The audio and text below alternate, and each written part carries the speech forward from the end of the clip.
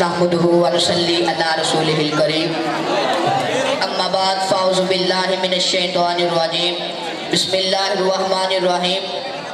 दयारे इश्क में अपना मुकाम पैदा कर, दयारे इश्क में अपना मुकाम पैदा कर, नया ज़माना नई सुबह शाम पैदा कर। मोहतरम सादा कराम और असहाबे दानिश, अस्सलामु अलैकुम व रहमतुल्लाहि व बरकातुहू। मुझे आज जिस मौजू पर लबकुशाई करने का मौका मिला है वो है शायर बशरत, शायर मिल्लत, मुफक्किर इस्लाम, मुसव्विर पाकिस्तान डॉक्टर मोहम्मद इल्लामा इकबाल है। इकबाल जैसी शख्सियत हजारों साल बाद इस दुनिया में पैदा होती है।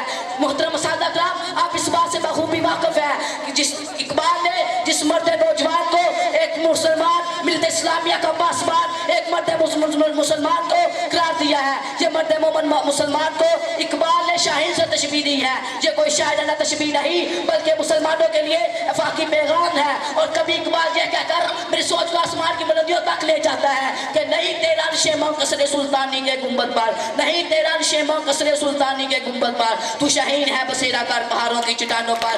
इकबाल को ये चाहते थे इस मिल्लत के नौजवान इल्म और दानिश की दुनिया में गुम होकर फिक्र शाहीन लेकर उभरे और वो साहिबे किताब हो। उस कौम को शमशीर की हाजत नहीं रहती, उस कौम को शमशीर की हाजत नहीं रहती। और जिसके जवानों की सूरत फुलाद जहाँ पश्चिम में सदाकत बुलंद करने की खातर एक तरफ सलाहुद्दीन अय्यूबी नाराज़न है, दूसरी तरफ टीपू सुल्तान की तलवार बेनियाम है। एक तरफ फातिह अंदलस अपनी कश्तियाँ चलाता है, दूसरी तरफ हमारे बगदाद बैतुल माल में दौरे चलाते हैं। एक तरफ मोहम्मद बिन कासिम जो एक औरत की पुकार पर समंदर चीरता हुआ हिंदुस्तान को फतह करता है, दूसरी तरफ सुल्तान मोहम्मद फातिहा जो उस दुनिया फतह करके उसके महल्लात में दाखिल होता है। दश्त दो दश्त दे दरिया भी न छोड़े हमने, दश्त दो दश्त दे दरिया भी न छोड़े हमने, बहरे जुल्मात में दुरा दिए घोड़े हमने। लेकिन अफसोस सद अफसोस आज इकबाल का यह शहीद अपना मुकाम खो चुका है, आसमान की बुलंदियों से जमीन की गहराइयों में घुस चुका है। इसमें जज्बा करंदानी बाकी है, इसमें रूमी की जिस्म बाकी है। आज खुद को बुलंद करने वाला शाहीन, आज क्या कहूँ इनके बारे में, शाहीन अपना मुकाम खो चुका है। क्या कहूँ उनके बारे में, तो यही कहता हूँ आखिर में शेर में इसमें बात करूंगा। हिम्मत करो जवानों के कश्ती बवर से निकले, हिम्मत करो जवानों के कश्ती बवर से निकले, ऐसा ना हो के बुलबुल कहीं रोती हुई चमन से निकले।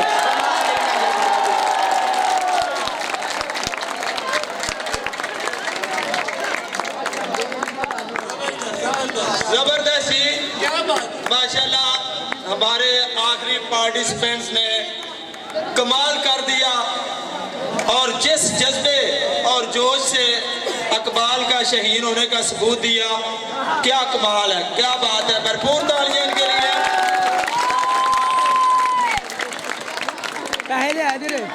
अब बेटा एक बात याद रखें, जब मुकाबला होता है तो किसी की जीत किसी की हार होती है।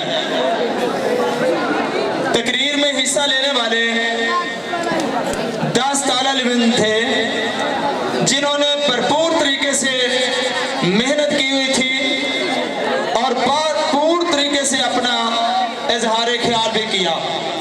तो इसके लिए हमारे पास जफर इकबाल साहब हमारे जज हैं, उन्होंने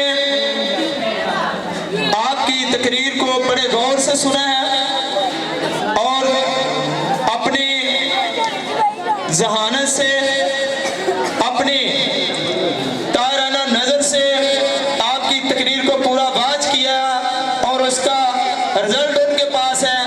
मैं उनको दावत दूंगा कि वो स्टेज पे आके पहली 3 जो पोजीशंस हैं उनका ऐलान करेंगे। भरपूर तालियों में जफर इकबाल साहब।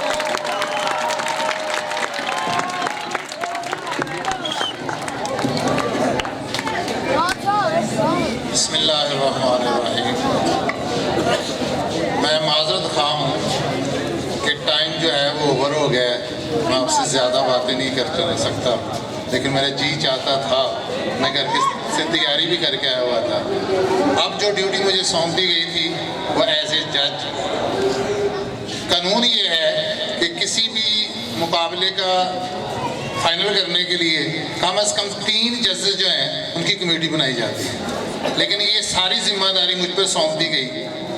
अब वक्त के पेश नज़र जो 2 तालिब इल्म हैं जिन्होंने लास्ट पे तकरीर की है, मोहम्मद बिलाल अबू हुरैरा, उन दोनों के नंबर बराबर हैं, गोया दोनों फर्स्ट हैं।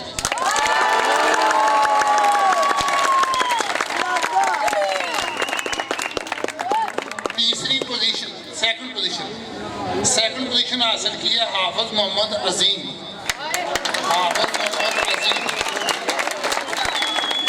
और थर्ड पोजीशन हासिल की है Mohammad Afzal 9th D। Mohammad Afzal 9th D। बहुत शुक्रिया बेटा। जिन बच्चों का नाम सर ने पुकारा है वो स्टेज पे आ जाए। आए शाबाश।